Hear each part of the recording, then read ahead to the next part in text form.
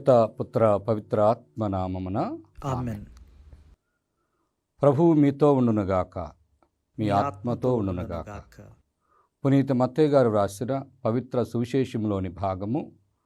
ప్రభువా మీకు మీకు మహిమ కలుగునుగాక.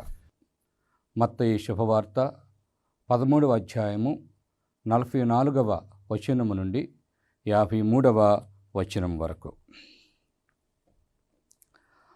పరలోక రాజ్యము పొలములో దాచబడిన ధనము వలె ఉన్నది. ఒకడు దానిని కనుగొని అచటనే దాచి ఉంచి సంతోషముతో వెళ్ళి తనకు ఉన్నదంతయు అమ్మి ఆ పొలమును కొనెను. ఇంకను పరలోక రాజ్యము ఆణిముత్యములు వెదకు వర్తకుని వలె ఉన్నది. ఆ వర్తకుడు విలువైన ఒక ముత్యమును కనుగొని వెళ్ళి తనకు ఉన్నది అంతయు అమ్మి దానిని కొనెను. ఇంకను పరలోక రాజ్యము సముద్రములో వేయబడి అన్ని విధములైన చేపలను పట్టిన వలను పోలి ఉన్నది. వల నిండినప్పుడు దానిని ఒడ్డునకు లాగి అచట కూర్చుండి మంచి చేపలను బుట్టలో వేసి పనికిరాని వారిని పారవేయుదురు. అటులనే అంత్యకాలమందును జరుగును. దూతలు బయలుదేరి దుష్టులను నీతిమంతుల నుండి వేరుపరచి అగ్నిగుండములో పడద్రోయుదురు. అచట వారు ఏడ్చుచూ పండ్లు కొరుగు కొందురు. వీరినన్నిటినీ మీరు గ్రహించితిరా అని యేసు అడిగాను. అవును అని వారు సమాధానమిచ్చిరి. ఆయన పరలోక రాజ్యమునకు శిక్షణ పొందిన ప్రతి ధర్మశాస్త్ర బోధకుడు తన కోశాగారము నుండి నూతన పురాతన వస్తువులను వెలికి తెచ్చు ఇంటి యజమానిని పోలి ఉన్నాడు అనెను. ఇది క్రీస్తు సువిశేషము. క్రీస్తువా మీకు స్తుతి కలుగునుగాక. ప్రభువునందు ప్రియమైన సహోదరి సహోదరులారా, ఇది సామాన్య కాలంలో 17వ ఆదివారపు వాక్య ధ్యానము.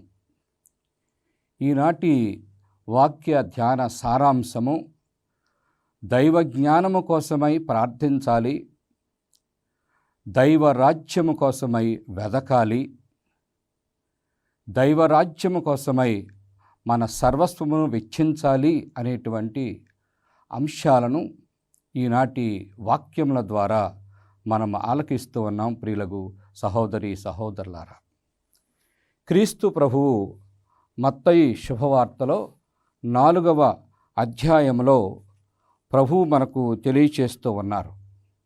ఏమనగా, హృదయ పరివర్తనము చెందండి, దైవరాజ్యము సమీపించినది అని చెప్పి మత్తయి శుభవార్తలో 4వ అధ్యాయంలో ఆయన మనందరికీ కూడా ప్రబోధించారు.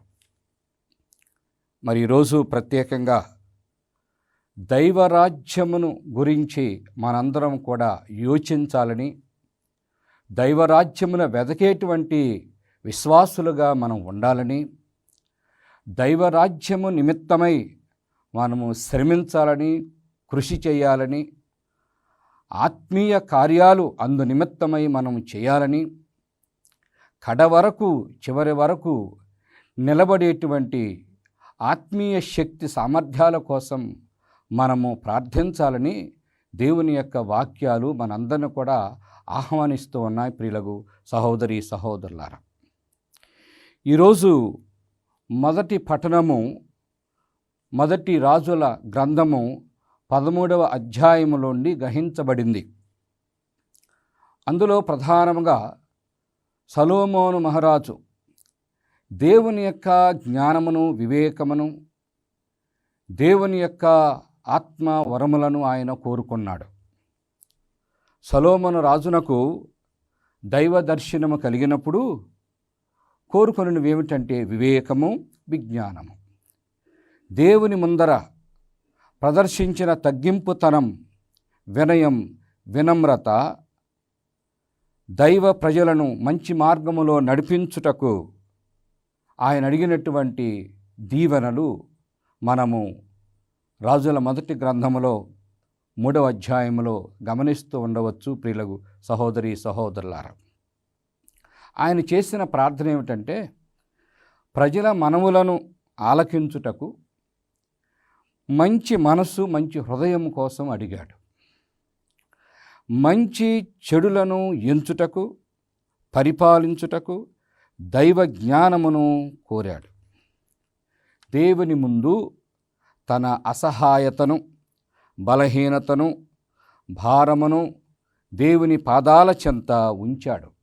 అనగా నేను చిన్న బిడ్డను అని దేవుని ముందు తన యొక్క వినయాన్ని ప్రదర్శించాడు. ప్రియులకు సహోదరి సహోదరులారా, దేవునికి ప్రీతికరమైన విన్నపాలు చేయటం. ఒక మాట చెప్పాలంటే సొలొమోను దేవుని మనసు దోచుకున్నాడు. అందుకనే ఆయన అడిగినటువంటి వివేకము, విజ్ఞానముతో పాటు సిరి సంపదలు, పేరు ప్రతిష్టలు సర్వమును ఆయనకి నేను ఇస్తాను అని అన్నాడు. అంతేకాకుండా ఇక ఎవరికి ఎన్నడూ లేనటువంటి గొప్ప జ్ఞానాన్ని నీకు ప్రసాదిస్తానన్నాడు. అంటే భగవంతుడు ఎంత మురిసిపోయాడు ఆయన యొక్క వినయాన్ని, విధేయతను, వినమ్రతను చూసి. అందుకనే మనం పునీత యాకోబు గారు రాసినటువంటి లేఖలో 4వ అధ్యాయంలో ఒక వాక్యం చూస్తాం. దేవుడు అహంకారం ఎదురించును, వినమ్రులకు కృపను అనుగ్రహించును. ప్రభు అంటాడు మత్తయి శుభవార్తలో 11వ అధ్యాయంలో, విజ్ఞులకు వివేకవంతులకు వీరిని మరుగుపరచి చిన్న బిడ్డలకు తెలియచేసితివి అని.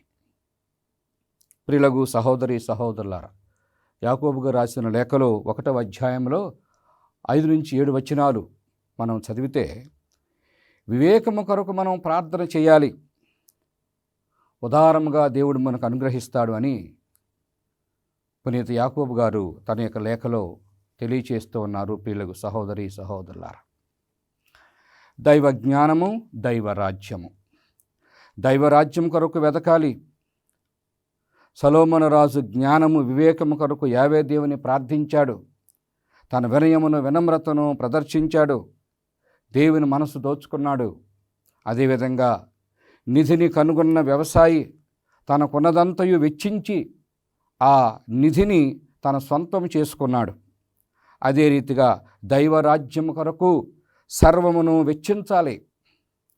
ముత్యముల వ్యాపారి గొప్ప విలువ కలిగిన ఆణిముత్యమును కనుగొని ఆ ముత్యమును పొందుటకు సర్వమును వెలగా ఇచ్చి దానిని పొందాడు. దైవరాజ్యం కొరకు అనగా పరలోక సంపద కొరకు అలాంటి సంపూర్ణమైన, పరిపూర్ణమైన త్యాగము చేసి దైవరాజ్యమును పొందాలి. ప్రియులకు సహోదరి సహోదరులారా, మరొక మాట ఏమిటంటే మంచి నిర్ణయాలు తీసుకునేటువంటి క్రైస్తవ జీవితము మనకు కావాలి. సొలొమోను మహారాజు ఏ విధంగానైతే మంచి నిర్ణయాలు తీసుకున్నాడో, ఏ విధంగానైతే పొలములో నిధిని కనుగొన్నవారు మంచి నిర్ణయం తీసుకుని తాను సొంతం చేసుకోవాలనుకున్నాడో, ఆణిముత్యాన్ని కనుగొన్న, విలువైన ఆణిముత్యము కనుగొన్న ఒకడు ఏ విధంగానైతే మంచి నిర్ణయం తీసుకున్నాడో, ఈ రోజుల్లో మనం కూడా దేవుని బిడ్డలుగా జీవించటానికి, దైవ రాజ్యము గురించి మనం యోచించటానికి, దైవ రాజ్యమును పొందటానికి అనగా క్రీస్తుకి మనం సొంతమైపోవటానికి మంచి నిర్ణయాలు తీసుకోవాలి. చక్కనైనటువంటి విశ్వాస జీవితాన్ని మనందరం కూడా అలవర్చుకోవాలి. ప్రియులకు సహోదరి సహోదరులారా, ఒక విషయం ఈరోజు మనందరినీ కూడా ప్రభు బప్తిస్మము ద్వారా దేవునికి బిడ్డలుగా చేసుకున్నాడు. మనం బానిసలము కాదు, వారసులము అని అంటాడు. గలతీయులకు రాసిన లేఖలో 4వ అధ్యాయంలో మనం గమనించినట్లయితే అక్కడ పునీత పౌలు గారు చెప్తూ ఉంటాడు, మనము వారసులము, బానిసలము కాదు. దైవరాజ్యానికి వారసులుగా జీవించాలన్నదే దేవుని యొక్క ఉద్దేశము. ప్రియులకు సహోదరి సహోదరులారా, ఈ రోజున ప్రత్యేకంగా మనందరం కూడా దేవుని సాన్నిధ్యానికి వచ్చేది దేవుని యొక్క దీవెనలు పొందాలనే, దేవుని యొక్క ఆశీస్సులు పొందాలనే, దేవుని యొక్క ఆత్మ అభిషేకం పొందాలనే మనం దేవుని దగ్గరికి వస్తాం. ప్రతి ఆదివారము దేవుని సన్నిధికి వస్తాము.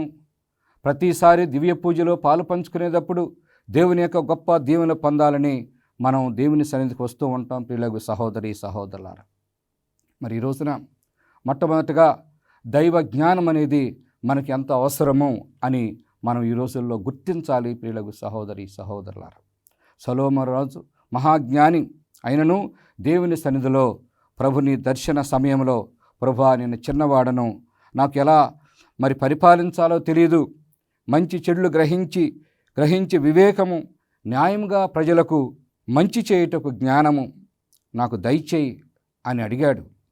జనుల వేదనను, కష్టాలలో ఉన్న ఆక్రందను ఆలకించే మంచి హృదయమును నాకు దయచేయమని అడిగాడు. ప్రియులకు సహోదరులారా, భగవంతుడు ఆయనకి వినయమును, వినమ్రతను, తగ్గింపు స్వభావాన్ని చూచి ఎంతో సంతోషించాడు. ఈరోజు ప్రత్యేకంగా మనం కూడా దేవుని ముందు సాగిలపడదాం.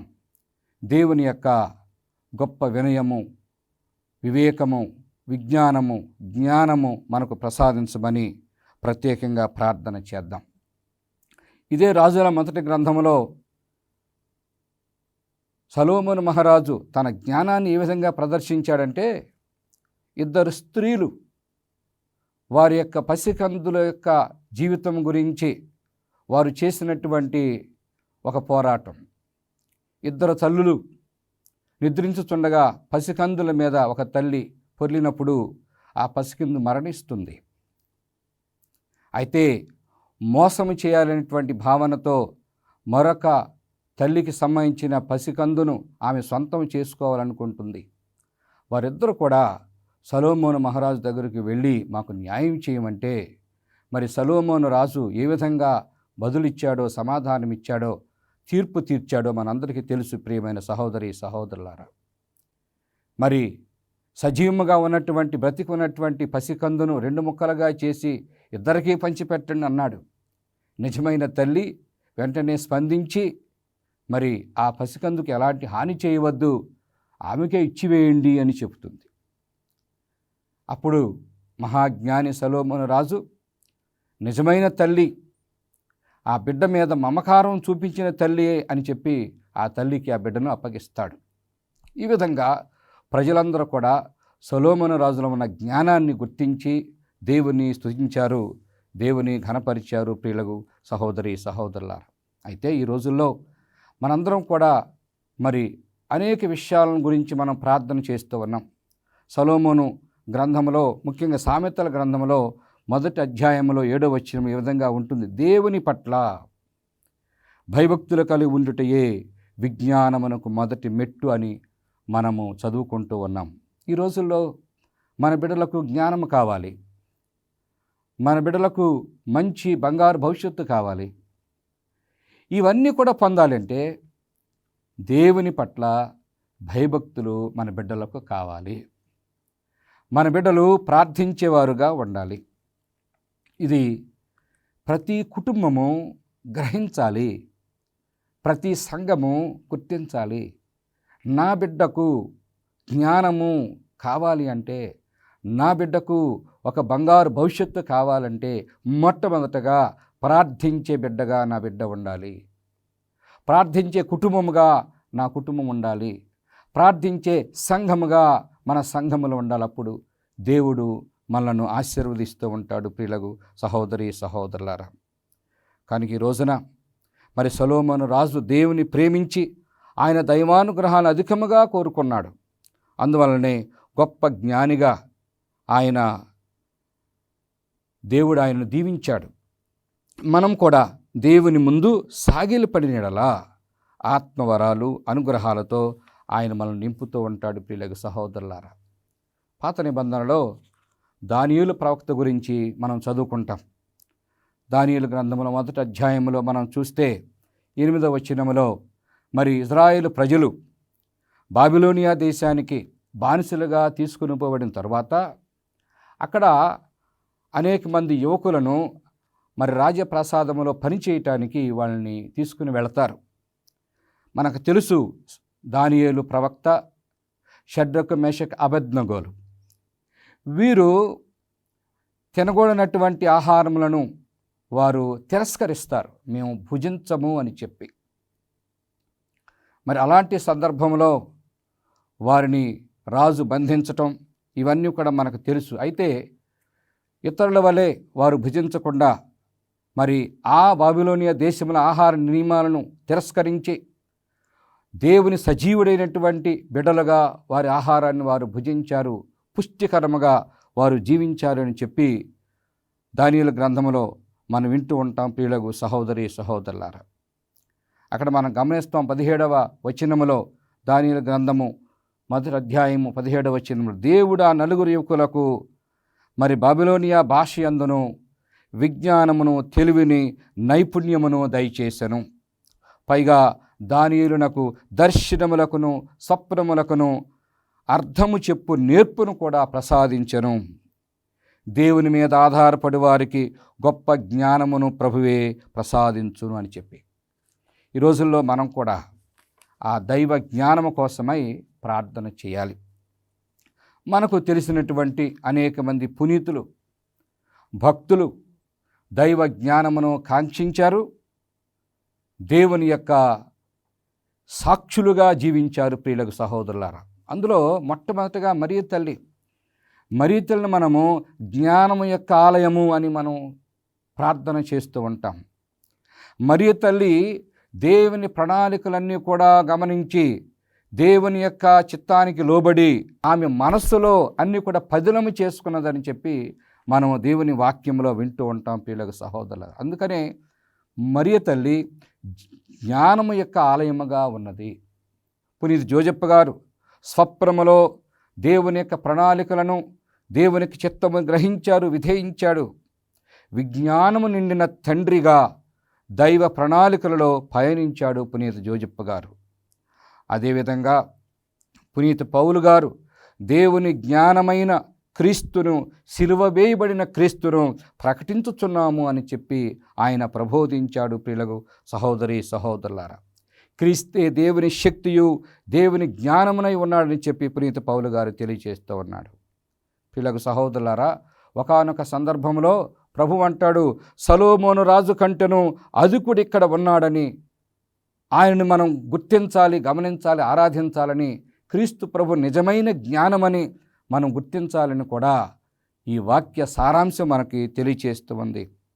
పునీత స్టీఫెన్ గారు ఆయన దేవునికి వేదసాక్షిగా జీవించాడు. ఆయన దైవ జ్ఞానము పొంది ధైర్యముతో క్రీస్తుకు సాక్షిగా జీవించాడు. వేదసాక్షి మరణమును ఆయన పొందుతూ ఉన్నాడు. ప్రియులకు సహోదరి సహోదరులారా, పునీత థామస్ అక్వైనస్ గారు అంటాడు, ఉన్నతమైన వారిని కనుగొనటమే జ్ఞానము, ఉన్నతమైన వాటిని కాంక్షించటమే జ్ఞానము అని బోధిస్తాడు. ఆయన రచనలు తిరుసభ గొప్ప వేదాంత ప్రబోధాలుగా మిగిలిపోయాయి. ఆయన అంటాడు, విజ్ఞానము, వివేకము మోకరించినప్పుడు ప్రభు మనకు అనుగ్రహిస్తాడని తన జీవిత సాక్ష్యములో ప్రకటించాడు. ప్రియులకు సహోదరి సహోదరులారా, అదేవిధంగా పునీత సియానా కత్తెరమ్మ గారు 14వ శతాబ్దంలో 11వ గ్రెగోరీ పోపు గారు 6వ అర్బన్ పాపు గారులకు గొప్ప సలహాలు ఇచ్చిందని, వారికి తోడుగా ఉన్నదని, మరి అవిఘ్ను అనే ప్రాంతము నుండి మరలా వాళ్ళు రోమ నగరం రావాలనేటువంటి విషయాల్లోనూ అనేక మందికి ఆమె మంచి ఆధ్యాత్మిక సూచనలు అందించిందని చెప్తారు. గొప్ప పాండిత్యం లేకపోయినా ఆమె యొక్క గొప్పతనం ఏమిటంటే దేవునకు దగ్గరగా జీవించటం, దేవుని యొక్క జ్ఞానం మీద ఆధారపడటం. అది పునీత సియానా కత్తిరినమ్మ గారి యొక్క జీవితంలో మనం చూస్తూ ఉన్నాం. ప్రియులకు సహోదరి సహోదరులారా, పునీత అగస్టిన్ గారు జ్ఞానము, వివేకం మనకు తెలియజే సత్యమేమనగా ఈ లోక కార్యములు మనకు ఆత్మతృప్తిని ఇవ్వవు అని చెప్పి పునీత అగస్టిన్ గారు అంటారు. అందుకని అంటాడు, ప్రభువా నా యొక్క ఆత్మ నీ యందు జీవించనే తప్ప దానికి సంతృప్తి లేదు అంటాడు. ఇవన్నీ కూడా దైవ జ్ఞానమును సంపాదించుకోవటమే ప్రియులకు సహోదరి సహోదరులారా.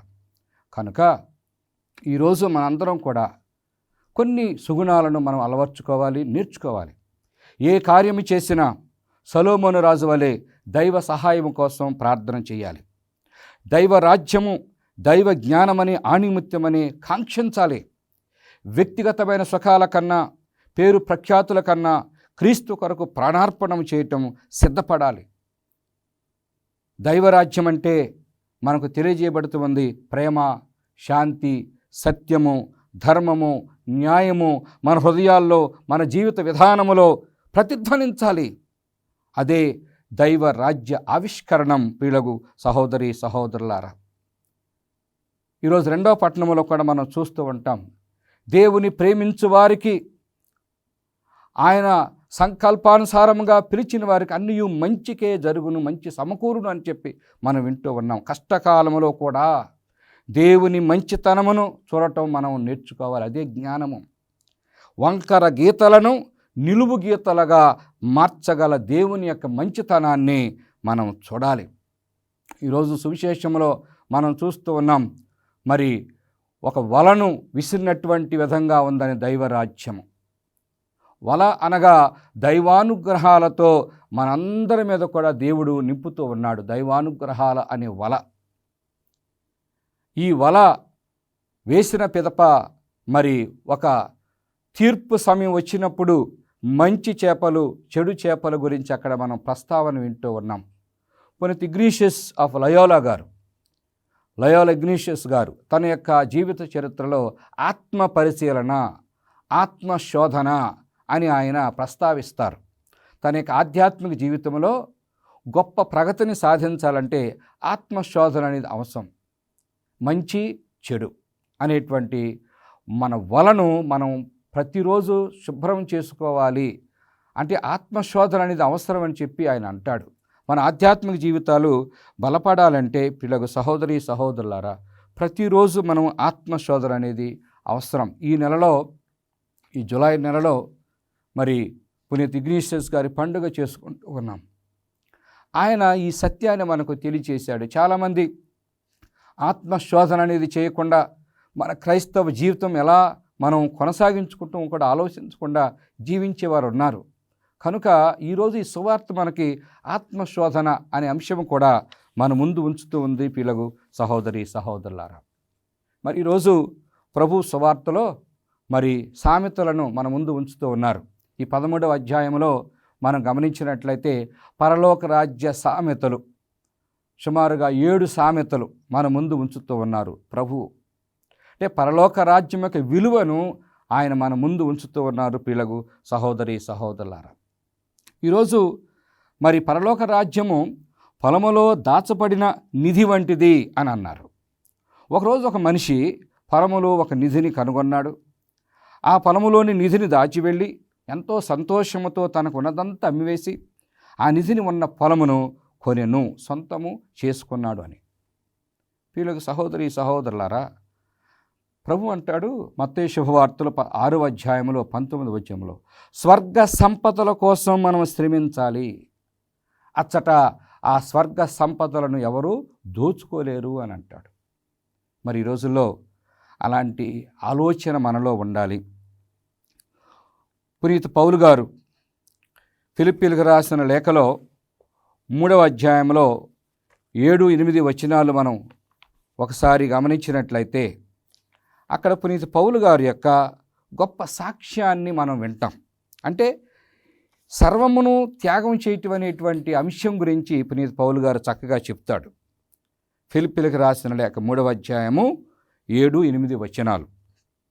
కానీ నేను లాభముగా లెక్కించుకొనదగిన దానిని అన్నింటినీ క్రీస్తు కొరకై ఈనాడు నష్టముగా లెక్కించుచున్నాను. వారిని మాత్రమే కాక అంతకంటే అధికమైన విలువ గల దానికై, అనగా నా ప్రభువగు యేసుక్రీస్తును గూర్చిన జ్ఞానమునకై నేను సమస్తమును పూర్తి నష్టముగానే పరిగణించుచున్నాను.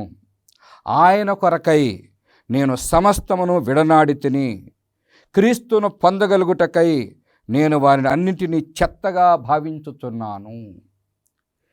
ఈ ఆధ్యాత్మికత మనకు చాలా అవసరం. ప్రియులకు సహోదరి సహోదరులారా, మరొక విషయాన్ని మీ ముందు ఉంచాలనుకుంటున్నాను. ఏమిటంటే అపోస్తుల కార్యాల్లో ఆదిమ సంఘాలలో మరి దైవరాజ్యము గురించినటువంటి అనగా క్రీస్తుని గురించినటువంటి ఈ తపన ఎంతో ఉండేది.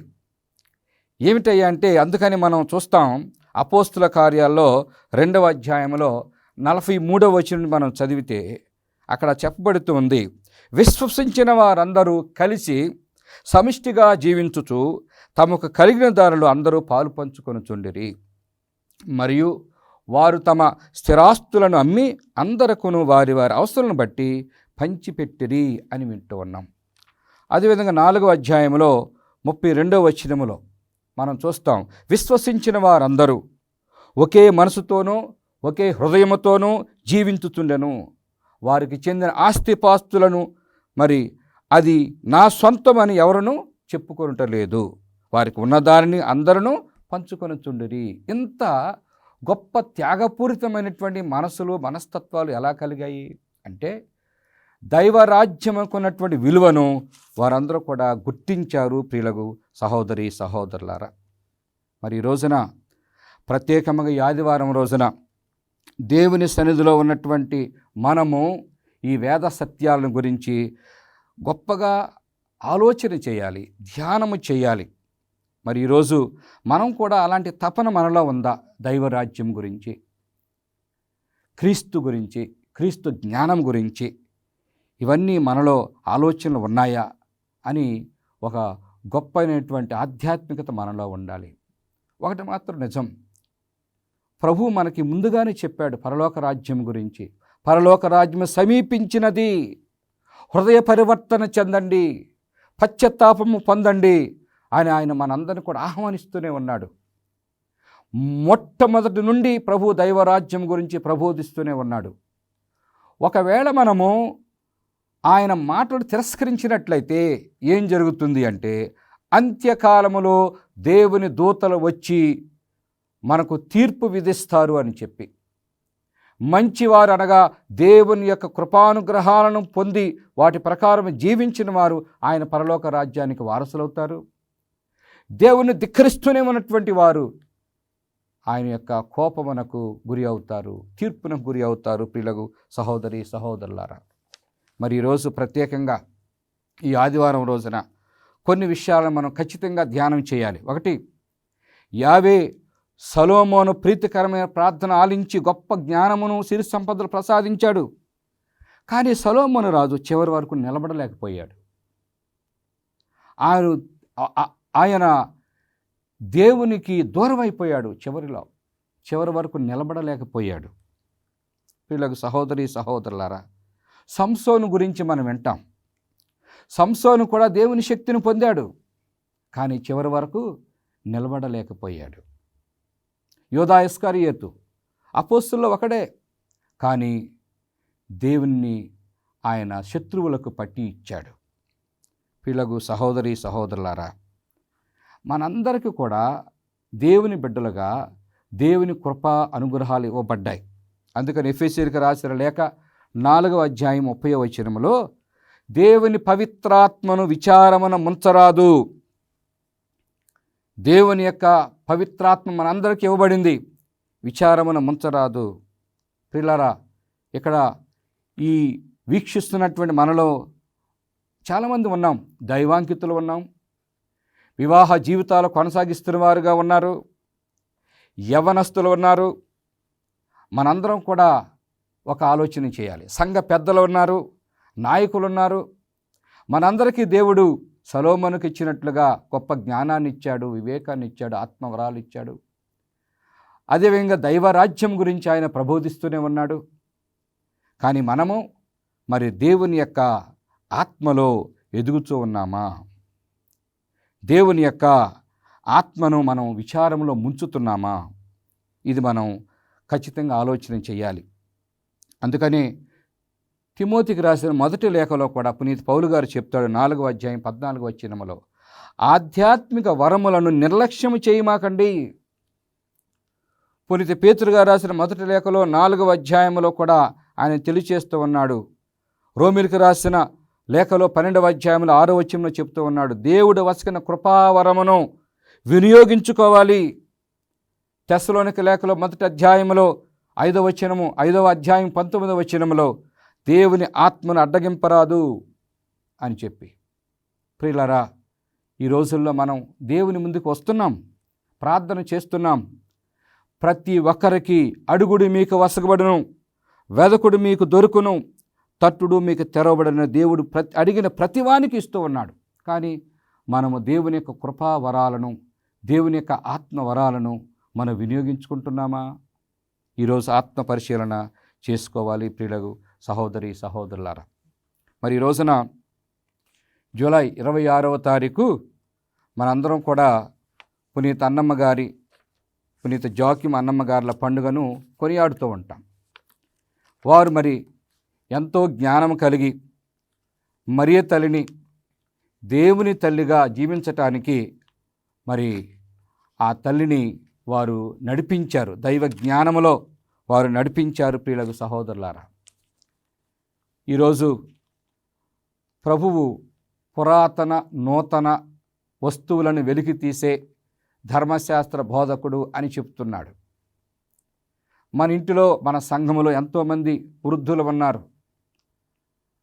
వారందరూ కూడా వారిలో ఉన్నటువంటి దైవ జ్ఞానాన్ని మనకు అందించగలరు. ఫ్రాన్సిస్ పాపు గారు 2021వ సంవత్సరంలో జూలై నెల 4వ వారాన్ని వృద్ధులకు, వృద్ధాప్యంలో ఉన్నవారికి మన గ్రాండ్ పేరెంట్స్ డే అని ఆయన పెట్టారు. వారిని మనం గౌరవించాలని, వారి నుండి మనం ఎంతో జ్ఞానాన్ని నేర్చుకోవాలని మనకు తెలియచేశారు ప్రియులకు సహోదరి సహోదరులారా. అదేవిధంగా తిరుసభ ఒక పురాతనమైనటువంటి సాంప్రదాయాలు మనకు అందిస్తుంది, క్రొత్త సాంప్రదాయాలు మనకు అందిస్తుంది. ఇటీవల పునీతుడిగా అభిషేకం పొందినటువంటి కార్లో అకోటి అనేటువంటి పునీతుడు తన జ్ఞానాన్ని ఎలా వినియోగించాడంటే, తన కంప్యూటర్ నాలెడ్జ్ని దివ్య సప్రసాదములను గొప్పతనం గురించి అందరికీ తెలియజేశాడు. అందరినీ ఆయన దైవ జ్ఞానంలో నింపుతూ ఉన్నాడు. ఈ రోజులో చాలామందికి పాప సంకీర్తనం అనేది పాత పద్ధతి అంటున్నారు, మోకరించి ప్రార్థన చేయటం పాత పద్ధతి అంటున్నారు. జపమాల అనేది చాలామంది చెప్పటం లేదు. పురాతనమైనటువంటి గొప్ప విలువైనటువంటి విషయాలు మన కథోలిక సాంప్రదాయంలో. అవును, ఈ రోజుల్లో మనం డిజిటల్ మీడియా, సోషల్ మీడియా వీటన్నిటి కూడా వినియోగించుకోవాలి. నూతనమైనటువంటి వరవడి, అదేవిధంగా పురాతనమైనటువంటి అనేక ఆచారాలు మన కథోలిక సాంప్రదాయంలో కూడా ఉన్నాయి. వాటిని కూడా మనం వినియోగించుకుంటూ విశ్వాసములో బలపడటానికి ప్రయత్నం చేయాలి ప్రియులకు సహోదరి సహోదరులారా. కనుక ఈ ఆదివారపు వాక్య ధ్యానాంశములో ప్రధానముగా మనము దైవ జ్ఞానము కోసము పదే పదే ప్రార్థన చేయాలి. చివరి వరకు నిలబడాలి. చివరి వరకు ఆ దేవుని యొక్క సాక్షులుగా నిలబడేటువంటి శక్తిని మనం పొందాలి. అదేవిధంగా దైవ రాజ్యాన్ని నిర్మించేవారుగా మనం ఉండాలి. అందుకనే ప్రభు అన్నారు కదా, మత్తయి శుభవార్తలో 6వ అధ్యాయంలో 33వ వచనంలో, మొదట ఆయన నీతిని రాజ్యమును వెదకండి, అప్పుడు అన్నీ కూడా దేవుడు మీకు ప్రసాదిస్తాడు. ప్రియమైన సహోదరి సహోదరులారా, దైవ జ్ఞానము కోసం ప్రార్థించుదాం, దైవ రాజ్యము కోసం వెతుకుతాం. ప్రభువు మనందరినీ దీవిస్తారు. ప్రభు మనందరికీ తన ఆత్మవరాలు, అనుగ్రహాలు ఇవ్వటానికి ఇప్పుడు ఆయన సిద్ధముగా ఉన్నాడు. అందుకనే దర్శన గ్రంథములో 3వ అధ్యాయములో అని చెబుతూ ఉన్నాడు, వినండి, మీ హృదయ ద్వారము చెంత నిలిచి ఉన్నాను. ఎవరైతే నా స్వరమును విని వారికి హృదయ ద్వారములు తెరుస్తారో వారిలోనికి నేను వస్తాను, వారితో నివసిస్తాను అని ప్రభు అంటూ ఉన్నాడు. ఈ ఆదివారం రోజున దేవుని సన్నిధిలో మోకరించుదాం. మన యొక్క పాత జీవితాలను మరి తొలగించి క్రొత్త జీవితముగా మార్చమని, ఆయన యొక్క దైవరాజ్య విలువలతో నింపమని, ప్రేమ, శాంతి, సమాధానము, నీతి, న్యాయములతో మన సంఘములను, మన కుటుంబాలను నింపమని ప్రత్యేకంగా దేవునికి సమర్పించుకుంటూ ప్రార్థన చేద్దాం. ప్రభు మనందరినీ దీవించునుగాక. ఆమేన్. ప్రార్థన చేసుకుందాం. పరిశుద్ధ ప్రేమగల మా తండ్రి, కృపామయుడా, మీకు స్తోత్రములు, వేలాది వందనాలు. సొలొమోను రాజు వలె దైవ జ్ఞానము కోసము, ప్రభా వినయము కోసము, వివేకము కోసము ఆయన అర్థించినట్లుగా మేము కూడా ఈ రోజుల్లో గొప్ప వివేకము, విజ్ఞానమును పొందే గొప్ప ఆత్మవరాలు మా మీద కుమ్మరించండి ప్రభా. సువిశేషములో ఈరోజు మేము ఆలకించినట్లుగా దైవ రాజ్యము కోసమై వెదకేటువంటి వ్యవసాయిగా, ఆణిముత్యమైనటువంటి దైవరాజ్యమును పొందేటువంటి ఆణిముత్యాలను వెతికేటువంటి వర్తకుడుగా మేము ఎల్లప్పుడూ ప్రభా మీ సాన్నిధ్యాన్ని, మీ కృపను కోరుకునేటువంటి వారుగా మమ్మల్ని దీవించండి. మా కుటుంబాల్లో, మా సంఘాల్లో ఉన్నటువంటి భారములను తీసివేయండి. దుష్ట శక్తులు, దురాత్మలను బంధించి పరిశుద్ధాత్మ వరప్రసాదాలతో మమ్మల్ని అందరూ కూడా నింపమని మా ప్రభును మీ కుమారుడైన యేసుక్రీస్తు ద్వారా వేడుకొడుతున్నాము తండ్రి, ఆమేన్. ప్రభువు మీతో ఉండునుగాక. సర్వశక్తిగల సర్వేశ్వరుడు పిత, పుత్ర, పవిత్రాత్మ మిమ్మల్ని అందరిని ఆశీర్వదించి సదా కాచి కాపాడుదురుగాక. ఆమేన్. గుణదల మాత మా ఆశ్రయం, కరుణామయీ నీవే మా జీవనం, విజయవాడ వెలుగై నిలిచినవే మరియమ్మ, నీవే మా ధైర్యం.